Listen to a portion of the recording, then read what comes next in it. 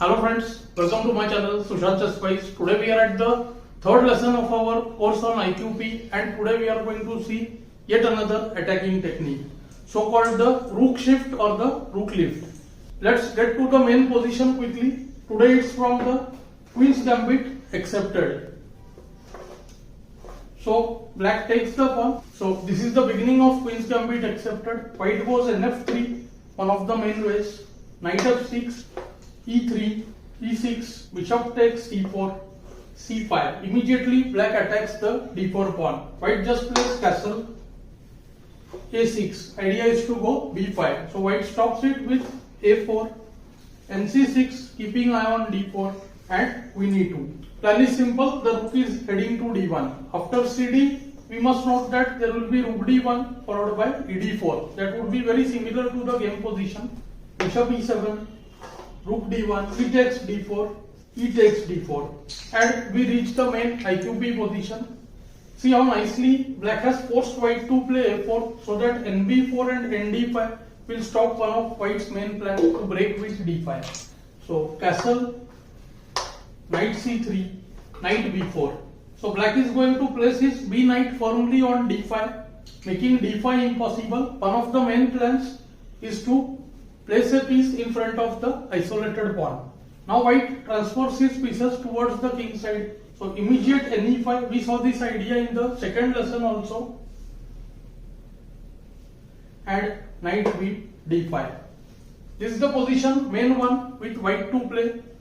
What would you do as white? So here the plan which we see is the new one. Yesterday we saw pressure on F7. Today we will see how the rook will be used to attack the king side. Another plan often made is BD3 and Queen E4, but it's difficult to get Queen E4 here. So bishop often comes B3, C2, then QD3, and then we attack the H7 pawn. That is another plan which will be slow in this case. See, bishop C2, Queen D3, then we cannot allow NB4, and white has already played A4, so that plan won't work here. So white goes with Rook D3. The bishop on C1 is already well placed, attacking or eyeing the H6 square. Rook will move to G3 and threaten bishop H6. The plan looks so simple, but here in this case it is very effective. BD7, Rook G3 threatening BH6. So King H8, and now white again shifts his rook to H3. Brilliant and simple play by white. Now the queen would try to come to the H4 square. One of the plans often is to take on D5 and then shift the queen to H4. If the knight on F6 moves, then the queen can directly come to H5. Black goes B8, opening the queen's control on D5. And here still knight takes D5. The first point, we are now forcing black to take ED4 when the IQP position would be gone. The point is that knight D5 loses by force. After C, Queen H5, NF6, Queen H4. Now see, there are dangerous threats. First is BG5 followed by BF6 and mate on H7. So let's say black goes Rook C8, then BG5, and this threat is almost unstoppable because see, if H6 then BH6, GH, QH6 would lead to mate. So black might have to play the move H5 here, which is also very dangerous. See, after bishop G5, G6, we can see that white has the very simple and effective G4 here. Thus black had to take with the E pawn on D5, and now the bishop moves to D3. The bishop transfers to the king side. There is an instant threat of bishop H7, knight H7, Queen H5, and H7 would be gone. Black is forced to play G6 now. If H6, then bishop takes H6, G takes H6, Rook H6 check, KG7, there is the very strong Queen E3, and see, there is no defense to both. Either QG5 would mate, or if the knight moves, then there is the move Rook H7.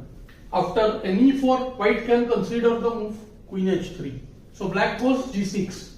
Now comes BH6. White's attack concludes very easily. Rook G8, Rook E1. Now the other rook is ready to be shifted. Bishop F8. Had black gone with the move BB4, attacking the E1 rook, then Queen F3, sacrificing the rook on E1, because after Bishop E1, Bishop G5, Kg7, there is the very strong knight G4.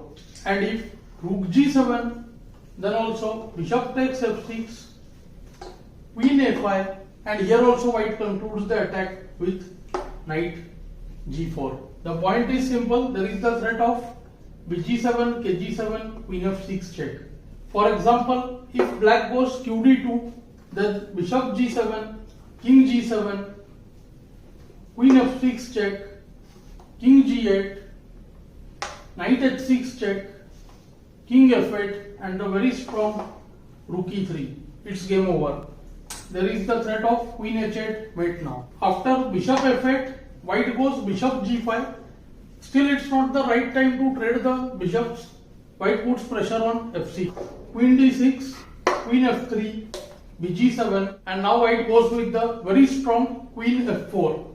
The d6 queen is unsupported, so nf7 and ng6 check, and the queen would be lost. So the queen has to move away, keeping the knight supported. So qb6, rook e3, creating a dangerous threat. Now let's say bishop a4, then white wins by force after bishop takes f6, bishop takes f6, rook h7 check, king takes h7, rook h3 check, kg7, and qh6 checkmates. So black had to play h5 here. Now comes a5, first driving the queen back to d8, only place to keep the knight protected.